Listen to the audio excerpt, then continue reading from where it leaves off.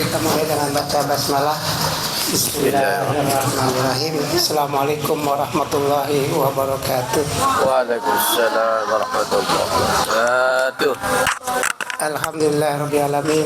Asyhadu an la ilaha illallah wa asyhadu anna Muhammadan abduhu wa rasuluhu la nabiyya ba'da ma ba'du. Puji syukur kita kehadirat Allah Subhanahu wa taala yang mana pada malam hari ini Allah berikan kita semangat keimanan kita, semangat kita ngaji, berarti iman kita semakin kuat ya Bu. Mudah-mudahan di tahun 2026 kita tingkatkan iman dan takwa kita di tahun 2026. Bisa kita menyongsong masa depan kita. Apa menyongsong masa depan kita Bu? Yaitu kita mati dalam keadaan ustul khotimah. Mudah-mudahan dengan semangat kita ngaji di tahun 2002 jangan sampai lelah ya Bu. Mudah-mudahan Allah berikan ridhonya kepada Mas Tali Mazakir dan juga pada ibu-ibu semuanya. Dan juga salawat dan salam kita curahkan kepada Nabi Muhammad Sallallahu Alaihi Wasallam, para sahabatnya, keluarganya, dan juga kita sebagai umat. Mudah-mudahan kita mendapatkan syafaat dari Rasulullah Sallallahu Alaihi Wasallam. Alhamdulillah kita sudah ada guru kita. Mohon doanya kata Kiai Haji Abdurrahman yang sekarang ada di Turki, mohon doanya kesehatan beliau. Dan juga nanti Ustadz kita juga mau ke Turki juga besok tanggal 15 mau berangkat. Mudah-mudahan guru kita Ustadz Muhammad Shodiq mudah-mudahan diberikan kesehatan dalam membimbing jamaahnya Bu. Amin ya Allah. Mudah-mudahan kita ada rezeki, mudah-mudahan kita bisa berangkat ke tanah suci. Mudah-mudahan ya Bu. Amin amin ya rabbal alamin. Untuk mempersingkat waktu untuk guru kita, tafadhol.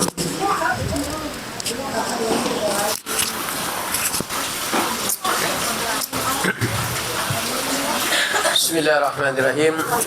Assalamualaikum warahmatullahi wabarakatuh. Waalaikumsalam warahmatullahi wabarakatuh. Alhamdulillahi rabbil alamin. Nahmaduhu wa nasta'inuhu wa nastaghfiruh.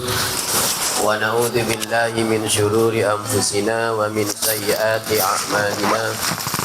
May yahdihillahu fala mudilla lahu wa may yudlilhu fala hadiya lahu. Asyhadu an la ilaha illallah wahdahu la syarika lah wa asyhadu anna Muhammadan abduhu wa rasuluhu amma ba'du. Hadirin ikhwatul iman, ibu dan bapak, sedang salat maghrib yang saya hormati, kembali kita memanjatkan puji syukur kehadirat Allah Subhanahu wa taala. Pada hari ini ba'da salat maghrib sambil menunggu waktu isya, kembali kita berkumpul di Majelis Az-Zakir ini dalam rangka sama-sama belajar Bapak Ibu terkait dengan hal-hal yang diturunkan oleh Allah Subhanahu wa taala kepada kita, terutama terkait dengan masalah-masalah ibadah ya. Mudah-mudahan silaturahmi kita pada hari ini Bapak Ibu akan diberikan pahala oleh Allah Subhanahu wa taala. Kemudian nanti pada hari kiamat mudah-mudahan akan diganjar dengan ganjaran yang terbaik menurut Allah ya. Yaitu mudah-mudahan Allah merestui kita semua, Majelis Az-Zakir ini memasuki surga Allah Subhanahu wa ta'ala. Selawat bering salam kita berharap semoga Allah Subhanahu wa ta'ala akan tetap melimpahkannya pada junjungan Nabi besar Muhammad sallallahu alaihi wasallam. Karena berkat perjuangan beliau kita sekarang ini berada dalam naungan iman dan Islam. Bapak Ibu yang saya hormati, akan kita bahas sekarang ada namanya di dalam tarjih ini Salatut Tatawwu. Ya. Kitab salat tatawwu halaman 320 Bapak Ibu. Ya, ini sebagai bekal kita nanti ketika kita memasuki bulan suci Ramadan ya. 320 ya. Walaupun sebenarnya sebelum Ramadan juga kita harus terbiasa melaksanakan apa yang disebutkan di dalam tarjih ini sebagai kitab-kitab tatawuf namanya Bapak Ibu. Ya.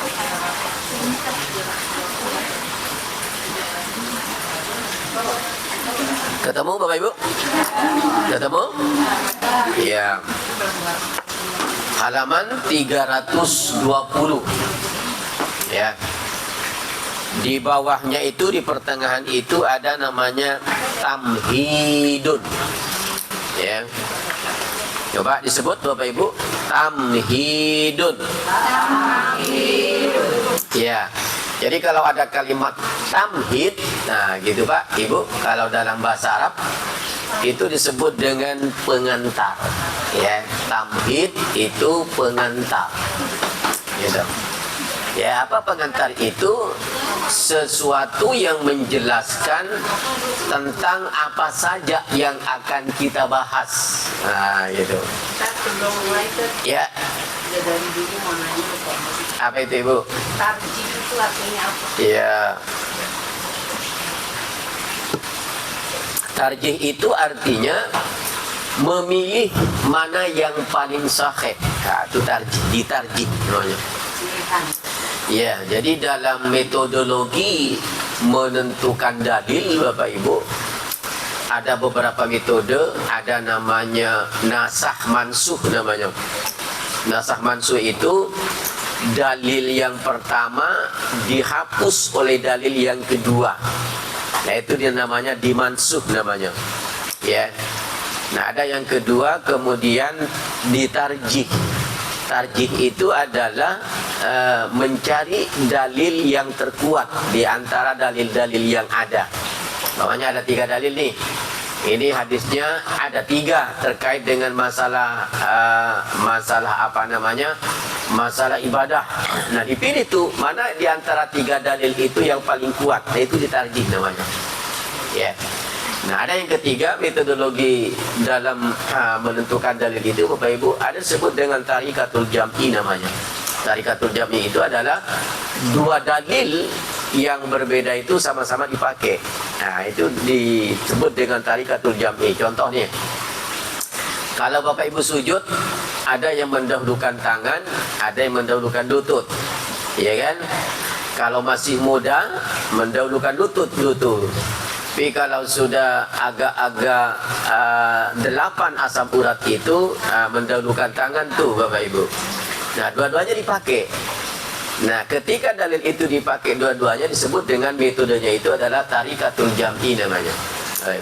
Jadi kalau ditarjih, kalau tarjih berarti memilih dalil yang terbaik. Umpamanya ada 3 dalil atau 5 dalil, dipilih yang tersahih. Nah, ini ditarjih namanya. Tapi tidak dihapus dalil yang lainnya ini. Nah, kalau yang pertama nasah mansuh itu dihapus. Jadi dalil yang pertama itu dihapus, diganti dengan dalil yang kedua. Artinya dalil yang pertama itu nggak berlaku lagi. Nah, kalau ditarjih tidak. Apalagi tarikatul jam'i. Nah, ini termasuk dalam metodologi dalam menentukan dalil. Nah, Bapak Ibu ya. Nah, oke, kita lanjutkan. Ya, ada namanya tamhid, Bapak Ibu. Tamhid itu adalah pengantar, ya. Bapak Ibu ini umpamanya ibu-ibu nih kalau ingin sambutan di PKK umpamanya. Ibu kan ada pengantarnya dulu, tidak langsung kepada isinya. Pengantar itu disebut dengan tamhid namanya dalam bahasa Arab. Ya. Nah, demikian juga dalam bahasan kita kali ini yang akan kita bahas sebenarnya adalah solat sunnah yang sebisa mungkin tidak boleh kita tinggalkan. Sebisa mungkin nih, ya. Nah, di dalam syariat itu disebut dengan tatawu namanya. Perbuatan sunnah di mana Nabi tidak pernah meninggalkan kecuali kondisinya sangat mendesak. Contoh, salat sunnah sebelum duhur dan sesudah duhur itu termasuk tatawu. Mana yang tatawunya itu? Apakah 2 rakaat sebelumnya, 2 rakaat sesudahnya, gitu kan? Nah ini berbeda nih antara hadis yang bersumber dari Ibnu Umar dengan hadis yang bersumber dari Ummu Habibah. Kalau menurut Ibnu Umar dalam hadisnya itu 2 rakaat sebelum duhur, 2 rakaat sesudahnya. Menurut Ummu Habibah 4 rakaat sebelum duhur, 2 rakaat setelah duhur. Ya, nah ini disebut dengan tatawu. Nabi nggak pernah meninggalkan. Kapan ditinggalkan oleh Nabi? Ketika Nabi bepergian, Bapak Ibu. Ketika Nabi bepergian, musafir, lalu sholat itu dijamak oleh Nabi atau dikasar, maka tidak ada sholat sunnah tatawu itu. Nabi nggak melakukan tuh, gitu. Jadi Bapak Ibu, pokoknya kalau Bapak Ibu pergian nih, pokoknya ke Bandung, ke Surabaya, lalu Bapak Ibu menjamak sholat duhur dengan asar, berarti Ibu nggak usah melakukan sholat sunnah. Karena rusak, gitu loh. Jangan melakukan sholat sunnah tetapi Bapak Ibu melakukan sholat jamak atau kasar, nggak boleh. Mendingan kalau mau melakukan sholat sunnahnya, Ibu nggak usah menjamak, lakukan secara maksimal, secara munfarid gitu, secara tamam sempurna. Sholatnya minta diskon. Minta diskon tapi menambah beban aja kan begitu ya. Jadi tatawu itu bisa ditinggalkan oleh Nabi ketika Nabi posisinya dalam keadaan musafir, Bapak Ibu ya. Oke. Jadi dalam tamhid ini, pengantar ini Bapak Ibu ya, dijelaskan oleh Tarji salawatut tatawu'il ma'thura kama dallat alaihil ahadisu ya. Ya. Jadi sholat-sholat tatawu itu maksudnya sholat-sholat sunnah tetapi nilainya hampir, bukan wajib, hampir wajib, bukan wajib ya, hampir wajib artinya Nabi tidak pernah meninggalkan. Gitu Bapak Ibu. Apa saja sholat-sholat tatawu yang berdasarkan tuntunan Nabi ya, dalat alaihil ahadisu hiya, berdasarkan beberapa hadis yang sahih, diantaranya satu. Jadi yang termasuk dalam sholat tatawu itu yang pertama dikatakan dalam Tarji sunnatul wudu, sholat sunnah wudu. Nah, pernah Bapak Ibu melakukan itu? Sering ya? Ibu belum? Mulai besok lakukan. Ibu ya, pahalanya gede Ibu. Jadi kalau Ibu setelah sholat, setelah mengambil wudu nih, Ibu ya, sebelum sholat sunnah, sholat wudu dulu 2 rakaat. Nah, ini tatawu masuknya. Nanti akan kita bahas hadis-hadisnya nanti. Tatawu sangat ditekankan oleh Nabi. Ya, ada sahabat, Bapak Ibu, ada sahabat yang sering melakukan sholat wudu itu, ya, namanya Bilal bin Rabah. Dia, Bilal bin Rabah itu sebelum meninggal, terompahnya itu sudah didengar oleh Nabi di dalam surga. Coba Bapak Ibu. Jadi sebelum meninggal, hentakan terompah Bilal bin Rabah itu sudah didengar oleh Nabi di dalam surga. Ketika ditanya, amalan ibadah apa yang kau lakukan Bilal? Gak ada. Gak ada kata Bilal. Kecuali di setiap aku selesai wudu, aku langsung melakukan sholat sunnah 2 rakaat. Itu konsisten Ibu. Apa aja. Ternyata ada amalan-amalan sunnah yang ketika kita lakukan secara konsisten, pahalanya luar biasa. Bilal ini nggak mampu melakukan amalan-amalan sunnah lain selain daripada salat sunnah wudu itu, karena kan tidak menggunakan harta kan, hanya tenaga dan kekuatan istiqomah. Terus dilakukan mau sakit mau tidak, Bilal konsisten dengan salat sunnah wudu itu. Ternyata manfaatnya sebelum meninggal, terompahnya itu sudah didengar oleh Nabi di dalam surga. Apa maknanya? Bilal itu dipastikan masuk surga tanpa dihisab. Insya Allah. Luar biasa. Jadi Ibu kalau mau masuk surga tanpa dihisab, kerjakan tuh apa yang dilakukan Bilal itu. Selalu melaksanakan sholat sunnah wudu, nggak pernah tinggal. Luar biasa. Sesibuk apa pun, sesibuk apa, sesakit apa, nggak pernah tinggalkan tuh. Sholat terus. Habis berhadas, langsung berwudu, bilang itu. Setelah selesai wudu, sholat lagi 2 rakaat. Jadi umpamanya dalam sehari itu 3 kali berhadas, 3 kali ambil air wudu, berarti 3 kali melakukan sholat sunnah wudu. Jadi bukan sekali sehari, bukan hanya begitu mau masuk masjid, tidak. Bilal bin Rabah itu ketika berhadas langsung ambil wudu. Jadi tidak pernah Bilal bin Rabah itu berada dalam ketidaksucian keseharian dia itu, Bapak Ibu. Suci terus, karena begitu berhadas langsung ambil wudu, sholat 2 rakaat. Berhadas, wudu lagi, sholat lagi. Berhadas lagi, wudu lagi, sholat lagi. Itu yang dilakukan Bilal, konsisten Bilal dengan itu, sehingga dipastikan masuk surga oleh Nabi. Inilah yang termasuk sholat tatawuf. Nah, kalau bapak ibu umpamanya ibu, saya nggak mampu Pak Ustadz seperti itu, ya kan? Batal berwudu, karena ada yang bisa, mungkin ada yang tidak juga, begitu kan? Capek wudu, ngapain ambil batal, iya kan? Ada juga begitu. Sekarang ibu coba bikin amalan sunnah, tetapi amalan itu menurut ibu bisa dilakukan setiap saat, setiap hari selama ibu hidup. Coba lakukan itu. Pilih.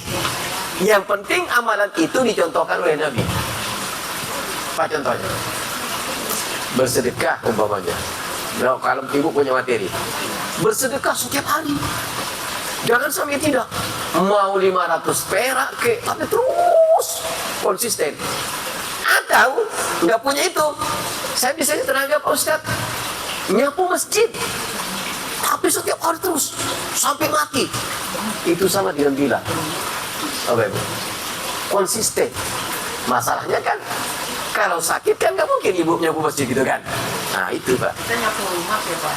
Nah kalau nyapu rumahnya Pak Ramayuli boleh tuh ibu. Nah boleh tuh.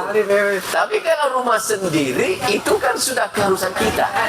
Kewajiban. Gitu kewajiban kita. Ini yang sifatnya membantu orang lain. Atau Muamalah. iya, naruh di depan rumah air minum. Di setiap orang bisa mengambil air minum itu, semua orang mungkin. Tapi lagi terbentur dengan keuangan, Bapak Ibu. Tidak selamanya bisa kita kan. Karena itu pilih ibadah-ibadah yang tidak membutuhkan biaya, yang sesaat ketika ibu sakit, ibu bisa melakukan. Pilih tuh, cari. Yang penting bisa pernah dicontohkan oleh Nabi. Pak, baca Al-Quran. Ini kan, ini paling gampang nih. Atau ibu membaca istighfar setiap hari. Ini kan walaupun sakit, ibu walaupun sibuk kan bisa istighfar itu kan. Tapi konsisten. Jangan sampai sehari tidak membaca, jangan. Tidak ada yang termudah. Kalau ibu nggak bisa melakukan salat sunnah sebagaimana Bilal bin Rabah, atau nggak bisa ibu bersedekah setiap saat, setiap hari, karena faktor kemampuan begitu. Cari yang tidak membutuhkan biaya, bisa dilakukan di saat sehat, bisa juga dilakukan di saat sakit. Nah, istighfar itu menurut saya, kalau baca Al-Quran masih harus sambil Al-Quran gitu ya Bapak Ibu ya. Kalau sakit repot juga. Tapi kalau istighfar atau kalimat-kalimat thayyibah, subhanallah walhamdulillah, ini pun walau ibu sakit, walau ibu sehat kan bisa kita mengucapkan. Tapi konsisten, jangan pernah sehari saja nggak dibaca begitu. Nah, silahkan dicari ibu. Apa ya menurut ibu yang gampang bisa dilakukan walaupun sakit apa? Silahkan dicari. Dan itu ibu lakukan dari besok umpamanya sampai selamanya ibu nggak pernah meninggalkan itu. Ada sesuatu yang akan diberikan oleh Allah kepada ibu nanti. Walaupun barangkali Allah tidak akan menyampaikan, hei si A, kamu nanti masuk surga ya, mungkin enggak. Enggak mungkin, karena kita bukan Nabi. Ya kan? Kenapa Nabi mendengar terompahnya Bilal bin Rabah itu? Karena Nabi. Ya kan? Walaupun dia manusia, Nabi itu adalah dipimpin oleh wahyu. Kalau kita kan enggak. Yakin saja Bapak Ibu bahwa akan ada keistimewaan-keistimewaan ketika amalan-amalan yang mudah itu ibu lakukan setiap hari tanpa pernah tidak dilakukan. Pasti ada nanti. Allah tunjukkan pada kita. Minimal nanti di akhirat kita ditolong oleh Allah sebagaimana Bilal bin Rabah. Nah gitu Bapak. Atau yang punya suami, ya sebelum suami berangkat dicium dulu umpamanya. Itu selamanya tuh, tapi jangan sampai tidak ada masanya tidak mau karena marah. Nggak jadi tuh. Pilih aja apa-apa yang mudah menurut ibu yang nggak bisa ditinggalkan. Yang penting perbuatan baik. Itu akan membantu ibu, dinyatakan oleh Nabi, Bilal aja sudah dipastikan masuk surga. Itu ibu, ya kan? Itu baji, ya kan? Jadi sholat ibadah tatawu yang pertama itu kalau di dalam tadi dikatakan pertama adalah sunnatul wudu. Sholat sunnah wudu. Ya, kalau ibu mampu dengan ini silahkan lakukan mulai besok. Ya kan?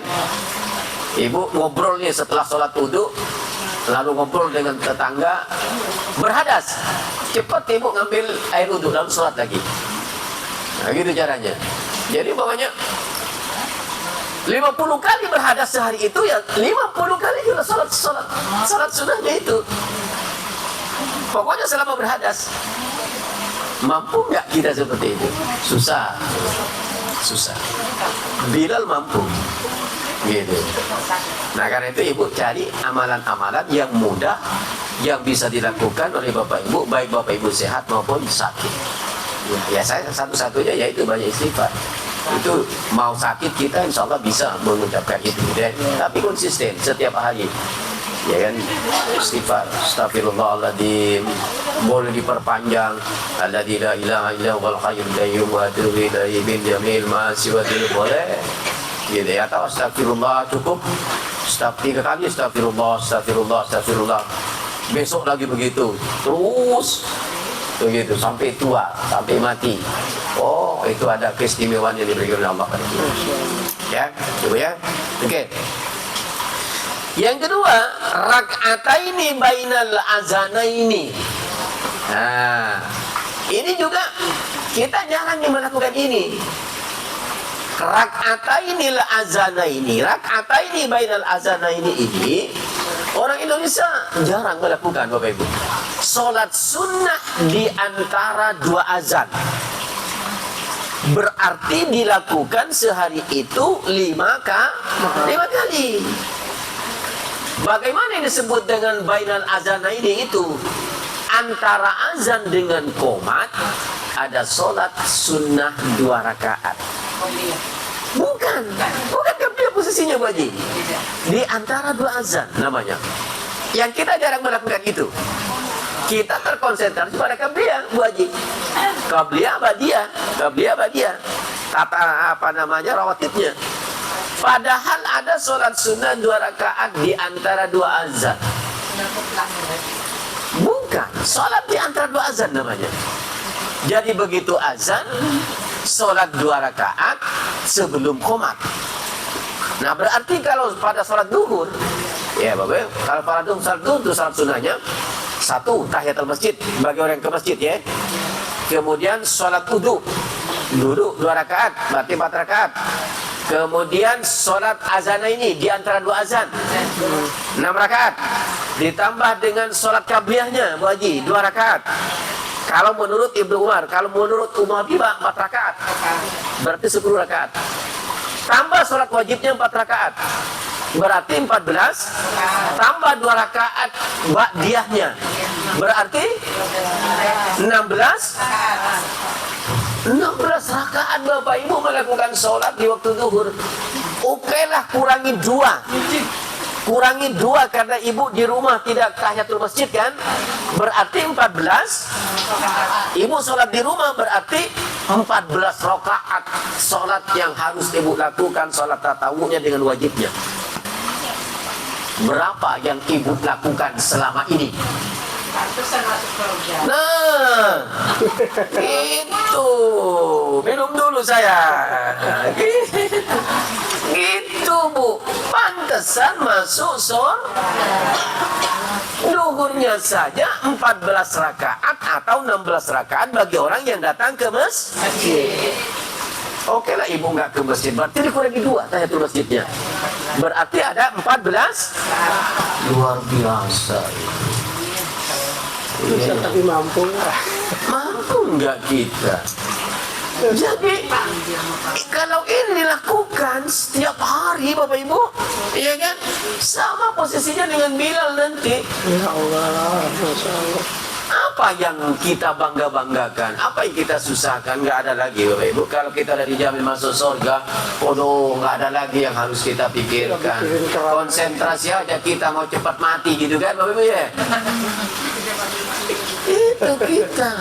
Masya Allah. Hanya kan masalah nyawa itu urusan Allah, tergantung Allah. Anda minta mati, belum saya matikan, kata Allah, percuma.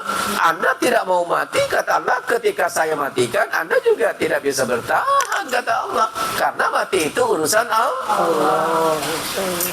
Itu Bapak Ibu. Iya kan? 14 rakaat. Hah? Itu baru 1 waktu. Baru 1 waktu Bu Haji. Belum asarnya, Belum maghrib. belum maghribnya, belum isyaknya, belum subuhnya. Gempor kita sehari semalam itu melakukan sholat sunnah. Kalau kita mau sama, itu disebut dengan sholat-sholat tatawu namanya, yang menjamin kita masuk surga, mempercepat kita masuk surga Bapak Ibu. Jadi kalau Bapak Ibu pingin lambat masuk surga, sudah lakukan sholat yang wajib aja, nggak usah sunat-sunatnya. Lambat tuh masuk surga itu nanti. Orang pada masuk surga, kok saya belum ya? Itu rasain lah. Karena di dunia nggak pernah mau melakukan sholat ya. Jadi lakukan mulai besok Ibu. Semampunya. Jadi nanti masuk surga itu semampunya juga oleh Allah nanti.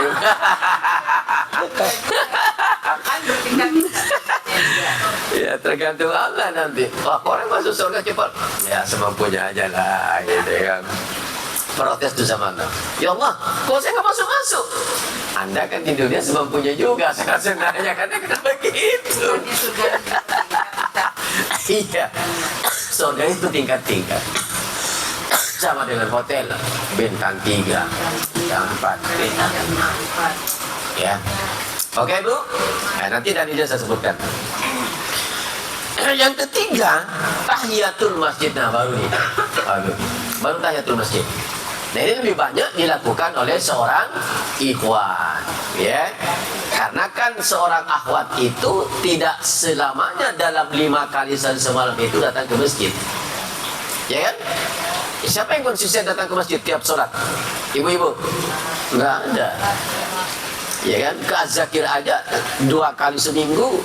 3 kali. Oh 3 kali. 3 kali seminggu. Tidak semuanya konsisten gitu. Ya kan? Tergantung kesehatan kita, kemudian kesempatan kita kan begitu. Ya. Jadi kalau umpamanya bisa tahiyatul masjid itu bagi seorang ikhwan itu yang mendominasi. Kecuali ibu dekat musola, dekat masjid, nggak mengapa ibu. Silakan aja. Lagi ngobrol dengan tetangga, azan, wah cepet-cepet tuh. Wah saya ke masjid dulu, saya ke musola dulu. Wah, keren tuh ibu-ibu begitu gitu kan. Kalau bapak biasa, ibu, ya kan. Tapi ada juga yang sangat tidak biasa. Dengar azan tetap gaplek gitu kan, biarin aja kan. Oh ini tidak biasa nih Bu. Nah nanti di akhirat tidak biasa juga tuh. Apa tidak biasanya? Lihatin doang orang masuk surga. Duduk termenung begitu kan. Nah gitu. Ya. Tapi jadi yang ketiga ini, tahiyatul masjid ini lebih banyak didominasi oleh seorang ikhwah. Nah bersabar di situ seorang ibu. Ya kan, makanya manfaatkan yang pertama tadi. Ya kan? Dikurangi 2 rakaat berarti minimal 4 rakaat, 14 rakaat dalam waktu zuhur. Bapak Ibu melakukan itu, ibu melakukan itu. Jangan ditinggalkan. Ya. Baru yang keempat, sholatur rawatibi. Sholat rawatib. Nah, sholat rawatib itu tadi Ada yang mengatakan 10 rakaat Ibnu Umar, ada yang mengatakan 12 rakaat Ummu Habibah hadisnya. Ummu Habibah. Jadi kalau ibu umpamanya memakai dalil Ibnu Umar, minimal sholat rawatib yang ibu lakukan setiap hari sehari semalam 10 rakaat. Ya, sholat rawatibnya loh, bukan wajibnya. 2 rakaat sebelum duhur, 2 rakaat sesudahnya. 2 rakaat setelah maghrib. Ini yang tak tahu ya. Nanti sebelum asar kenapa? Nanti saya jelaskan. 2 rakaat sesudah maghrib, sesudah isya. 2 rakaat sebelum subuh. Jadi hanya 10. Minimal ibu bisa melakukan 10 itu sehari semalam. Ya. Kalau menurut hadis Ummu Habibah ada 12 rakaat. 4 rakaat sebelum duhur, 2 rakaat sesudahnya. 2 rakaat setelah maghrib, 2 rakaat setelah isya, 2 rakaat sebelum subuh, 12 rakaat. Minimal itu ibu lakukan. Maghrib enggak ada ya? Maghrib tidak termasuk tatawwu. Sebelum maghrib ya, kalau sesudahnya tatawwu. Sebelum maghrib itu termasuk nafilah namanya, sunnah biasa. Salu rak'ataini, salu qablal maghribi rak'ataini, salu qablal maghribi rak'ataini. 3 kali Nabi bilang begitu, tapi di ujung hadisnya walau masa'a, kata Nabi, kalau Anda mau. Berarti tidak termasuk tatawwu. Makanya dalam hadis Ibnu Umar tidak disebut. Dalam hadis Ummu Habibah juga tidak disebut. Jadi 2 rakaat sebelum maghrib itu nafilah. Boleh nggak kita lakukan? Boleh. Gitu. Hanya nilainya nafilah, tidak tatawwu. Kalau sudah maghrib, tatawwu. Gitu. Ya, jadi 10 atau 12 rakaat. Kalau salat rawatibnya, ibu konsisten dengan itu, mau sehat ibu, mau sakit ibu, konsisten dengan itu 10 rakaat minimal, ibu akan hadir nanti kepada ibu sesuatu yang selama ini tidak pernah ibu rasakan. Pasti itu. Kalau konsisten, jangan sehari melakukan, besok tidak. Nah, itu bukan konsisten namanya, konsiston namanya itu. Ya. Berarti asapnya nggak ada ya? Nah, asar itu tidak termasuk tatawwu Bu Haji. Termasuk nafilah, sama sebelum maghrib nafilah juga. Sebelum isya, justru nggak ada sholat rawatib, nggak ada dalilnya. Yang ada adalah salat di antara 2 azan tadi. Kalau salat di antara 2 azan itu berlaku kepada semua salat. Tapi kalau rawatibnya sebelum isya itu enggak ada. Enggak ada satu dalil pun yang mengatakan ada salat rawatib sebelum isya. Tapi yang oleh orang Indonesia tidak ada yang tidak melakukan itu. Salah niat. Semestinya yang ada itu adalah salat di antara 2 azan. Ini tatawwu nih. Jadi semestinya kalau ibu mau melakukan sholat sunnah 2 rakaat sebelum isya, niatnya harus di antara 2 azan. Usalli sholati sunnatan azanaini rak'ataini lillahi ta'ala. Jangan bilang usalli sholati sunnatan qablal isya. Ya, qabliyah isya. Jangan. Kalau ba'da ada 2 rakaat. Jadi nggak ada dalilnya, ibu.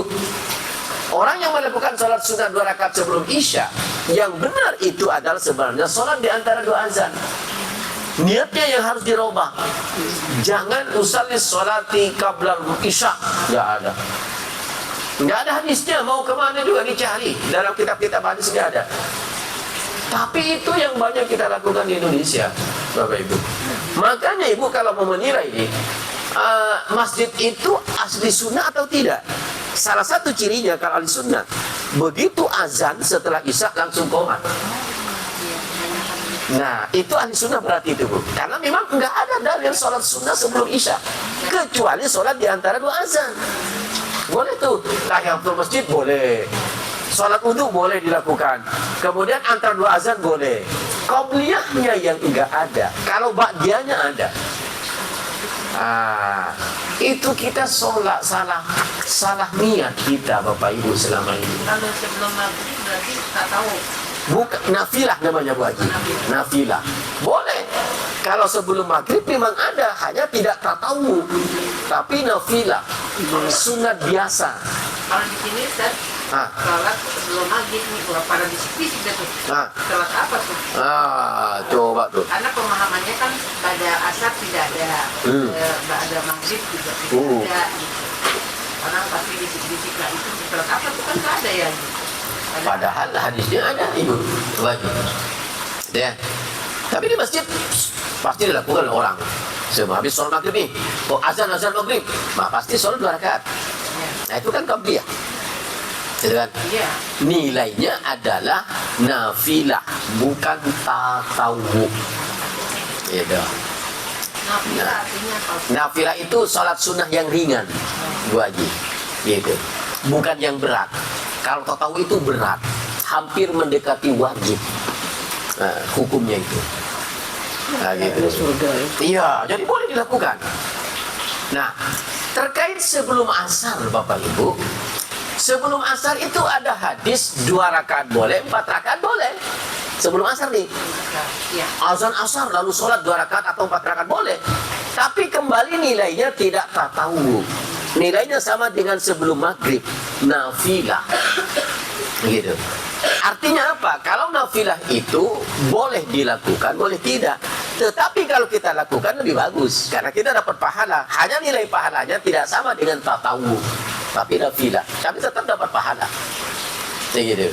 Nah, ketimbang kita tidak dapat pahala, walaupun nilainya ringan, gitu kan? Karena lebih baik kita lakukan sebelum asar, sebelum maghrib, boleh. Tapi setelah asar tidak ada. Jelas hadisnya, la solata ba'dal asri wala solata ba'da subhi. Enggak ada solat sunnah setelah asar, tidak ada juga solat sunnah setelah haram tuh kalau itu dilakukan. Saya salat sunnah setelah asar, salat setelah subuh, haram hukumnya, enggak boleh. Walaupun itu solat yang kita lakukan.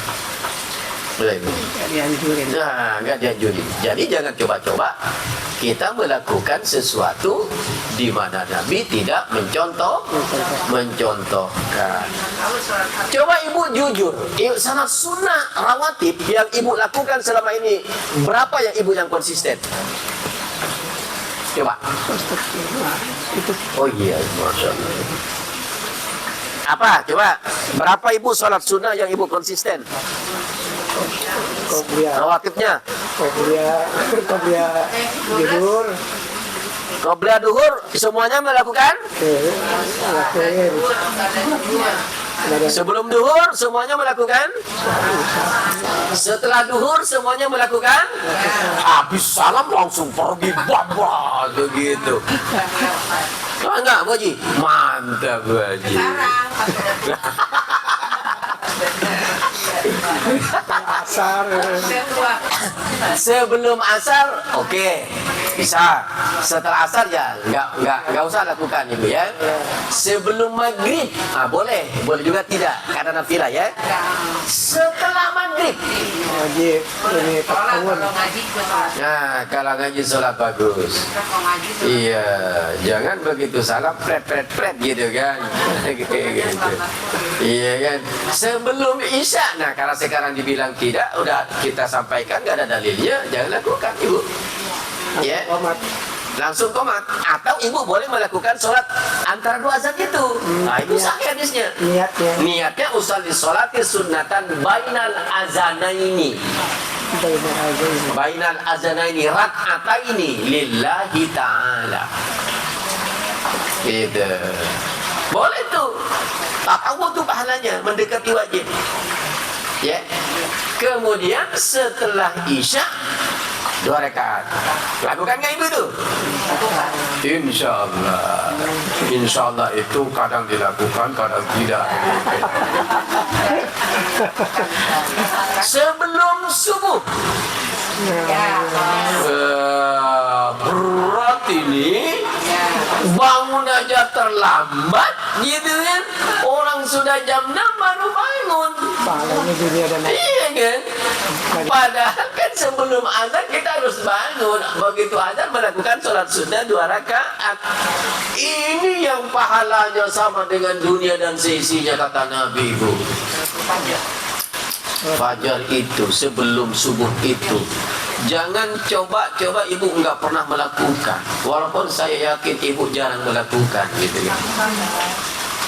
Ya karena konsisten Ibu baik tuh. Sama dengan sama dengan pahala dunia dan sisinya loh Ibu, pahalanya. Bayangkan itu. Azakir konsisten. Iya, kalau Az-Zakir konsisten, kadang-kadang gitu. Kadang-kadang. Coba Ibu jujur, yang tidak pernah terlambat sholat subuh. Terlambat juga. Bagus. Sesekali terlambat.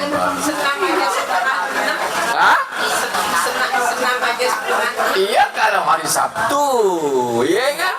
Senangnya nggak di sini aja kan? Oh gitu, Sabtu Minggu oke lah, ya kan? Minggu, Selasa. Oh Selasa, karena diniatkan dari awal sebelum tidur. Saya harus tidur sore karena besok senam. Bukan karena sholat sunnahnya. Kan gitu Ibu. Karena senam, karena bangun untuk senam itulah kemudian kita bisa melakukan sholat sunnah sebelum subuh. Bagus juga ada jadwal senam gitu Ibu ya. Bagus juga. Ketimbang gak ada jadwal senam, bablas tuh tidur. Dibangunin dulu gitu kan. Enggak lah Ibu ya, bagus. Kalau Az-Zakir mah hebat Ibu. Enggak mungkin. Dia gitu. Ya. Jadi 10 rakaat atau 12 rakaat itu disebut dengan rawatib tatawwu namanya Bapak Ibu. Salat sunnah yang dilakukan sebelum dan sesudah salat wajib yang nilainya hampir wajib. Hampir wajib. Karena itulah Nabi nggak pernah meninggalkan, termasuk ketika Nabi dalam keadaan sakit, kecuali Nabi dalam keadaan sakit ditinggal tuh salat rawatib itu. Karena Nabi kadang melakukan jamak. Kalau jamak sudah dilakukan rumusnya, maka nggak usah lagi kita melakukan sholat sunnah. Gitu. Ada yang ditanyakan Ibu? Ada. Silakan Bu Haji. Di sholat rawatib itu kan sesudah asar tidak ada. Nah sekarang kalau kita sholat wajibnya ke maghrib sampai ke sorean, Ya. itu bagaimana? Ya. Dari wajib. Mungkin habis dari pergi gitu Ustaz, setengah jam 5 jam setengah, hampir habis setengah 6 lah, Ya. baru sampai gitu. Tapi langsung sholat asar itu apakah tidak masuk yang diharapkan? Ya. Jadi yang dimaksud dengan la sholata ba'dal asri itu tidak ditujukan kepada waktu wajib, ditujukan kepada person. Jadi umpamanya ada orang yang terlambat datang asar umpamanya ya, asar deh. Lalu dia baru datang ke masjid. Orang sudah selesai melakukan sholat wajib kan, sholat berjamaah. Lalu ibu baru datang. Bukan itu yang dimaksudlah sholat itu. Gitu. Ditujukan kepada kalau orang sudah melakukan sholat asar, tidak ada lagi sholat sunnah. Boleh. Kalau umpamanya sholat jenazah Ibu, ada orang mau pemahamannya begini. Kalau ada sholat jenazah setelah asar, dia nggak mau menyalatkan. Karena berdasarkan hadis la sholata ba'dal asr. Kalau dia tahu sebelum asar bahwa ada mayat mau disolati, dia tidak sholat asar dulu tuh. Sholat jenazah dulu, lalu setelah itu baru dia melakukan sholat asar. Karena tidak ada sholat sunnah setelah asar. Sampai begitu pemahamannya Ibu. Ada begitu. Walaupun sebenarnya kalimat la sholata ba'dal asri wa la sholata ba'da subhi itu ditujukan kepada sholat sunnah. Nah, tapi kalau sholat mayit kan wajib. Berbeda lagi, konteksnya berbeda. Ya. Gitu. Tapi karena dia konsisten dengan tidak ada sholat setelah asar itu, maka dipahaminya semua sholat, termasuk sholat sunnah, sholat jenazah, sholat tahiyatul masjid. Semestinya kan Walaupun habis asar kita keluar lalu kita mau masuk masjid, boleh kita melakukan sholat tahiyatul masjid. Karena bukan ini yang dimaksud oleh Nabi. Begitu. Tetapi ada pemahaman orang, apapun bentuknya sholat itu, kalau sudah selesai sholat asar, tidak mau dia melakukan. Termasuk saya pernah menganut paham itu, Bapak. Saya pernah. Apapun bentuknya sholat, kalau sudah asar, saya nggak mau melakukan. Kalau saya tahu ini ada jenazah, saya nggak sholat asar dulu saya. Saya ikut sholat jenazah dulu, baru setelah itu saya melakukan sholat asar. Gitu loh, Pak. Lebih dari 9 tahun saya menganut paham itu. Karena konsisten dengan kalimat la sholata ba'dal asri wa la sholata ba'das subhi. Baru-baru terakhir hari ini saya berubah. Karena walaupun dari dulu paham yang dimaksud dengan la sholat itu sholat sunnah. Begitu. Tapi kan nggak disebutkan. Kalau kita mau jujur nih, la sholata, nggak ada tuh disebutkan, tahu dalam hadis itu. La sholata ba'dal asri, tidak ada sholat setelah sholat asar. Nggak disebut tuh, tahu di situ.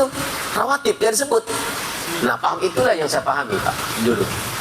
Sehingga saya apapun bentuknya sholat setelah asar nggak mau saya lakukan.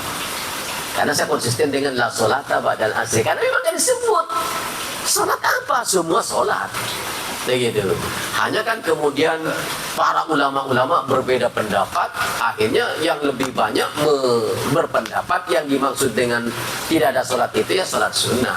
Dari dulu juga saya paham tentang itu, bahwa sholat sunnah dimaksud. Tapi saya ragu, karena dalam kalimat itu ada kalimat la sholata.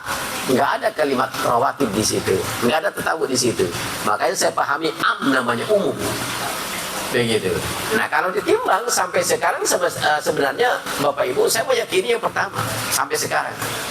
Sebenarnya keyakinan saya itu, walaupun saya mengikuti kebiasaan setempat, kalau ada mayat ya saya ikut sekarang. Dulu konsisten saya nggak mau, tapi tetap hati saya itu memahami kalimat la sholata itu termasuk kepada semua sholat. Sampai sekarang sebenarnya pemahaman saya yang lebih kuat itu.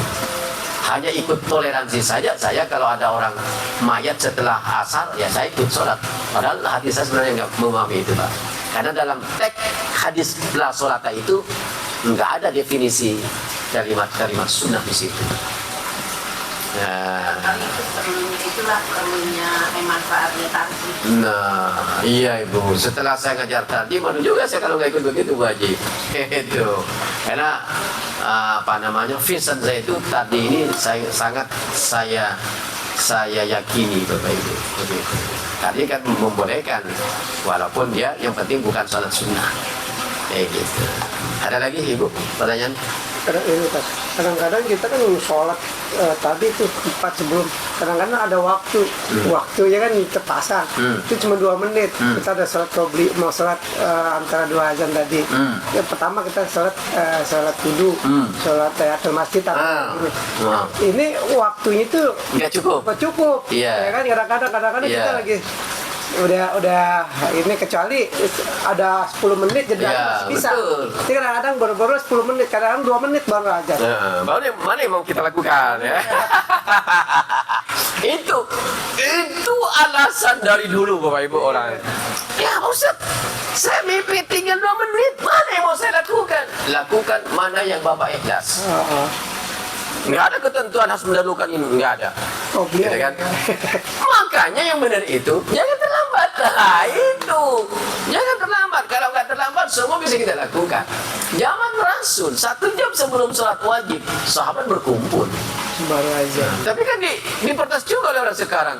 Dulu kan nggak bekerja, Pak Ustadz. Sekarang kita sibuk dengan kerja. Oke lah, minimal jangan terlalu mepet datang ke masjid itu. Jangan komat baru datang. Gimana kita mau sholat sunnah? Kan begitu. Dan itu berlaku hampir semua orang, Pak Haji, begitu. Saya lebih 1000 kali ditanya tentang itu. Mana yang mau didahulukan, Pak Ustadz? Nggak ada yang mana mau, terserah Bapak. Makanya Bapak jangan terlambat. Ya juga begitu kan. Caranya seperti itu sebenarnya, Bapak Ibu, memang ya. Tapi Barangkali ini kadang-kadang manajemennya masjid kadang-kadang terlalu cepat. terburu-buru gitu. Misalnya sholatnya subuh, kasih kesempatan dia sholat dulu. Betul, Ibu. Nah, di sini langsung habis aja langsung membeli. Sama dengan misalnya setelah dia membaca Fatihah, baca surat, langsung surat. Langsung ya Bu ya. Nggak memberi kesempatan Kepada makmum untuk membaca Al-Fatihah. Jadi ada hadis begini Bu Haji. Durasi waktu antara azan dan qomat itu sama dengan orang makan. Hadisnya itu, Nabi begitu. Jadi diperkirakan makan normal itu orang butuh berapa menit? 5 menit. Ini 2 menit. Itu hadis loh, Bu Haji. Hadis itu. Jadi jarak antara azan dan iqamat itu kata Nabi sama dengan Anda makan waktunya. Gitu loh. Nah kalau pada zaman Rasul itu diterjemahkan 7 menit gitu. Nah kita boleh antara 5 sampai 7 gitu ya. Tapi jangan juga ada orang makan, saya punya keponakan, anaknya kakak saya itu, Bu Haji, kalau makan 1 jam baru selesai. Ada juga begitu, makannya lama banget.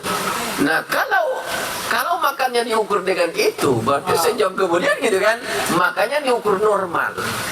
Bagaimana halayak makan itu durasi waktunya berapa? Itu yang diambil pegangan. Tidak berdasarkan menit, memang pada zaman Rasul begitu Pak Ibu. Tapi berdasarkan kepada jarak makan, berapa lama kita makan itu, segitulah jaraknya antara azan dengan qomat itu.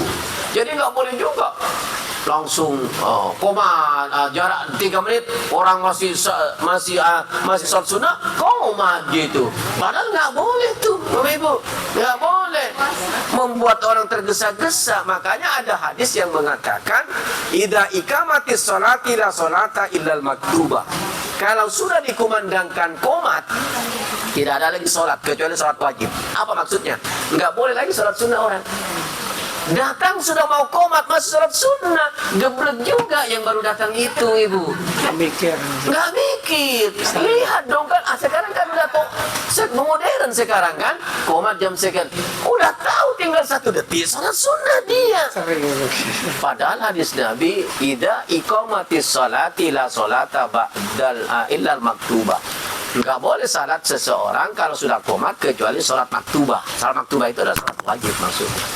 Begitu ya Bapak Ibu ya. Ya gitu ya kan. Untung kita ngaji Bapak Ibu. Saya kira itu Bapak Ibu kajian kita. Jadi baru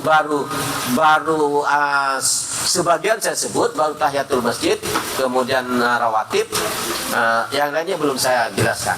Kita jelaskan nanti pulang umroh. Saya besok berangkat tanggal 15.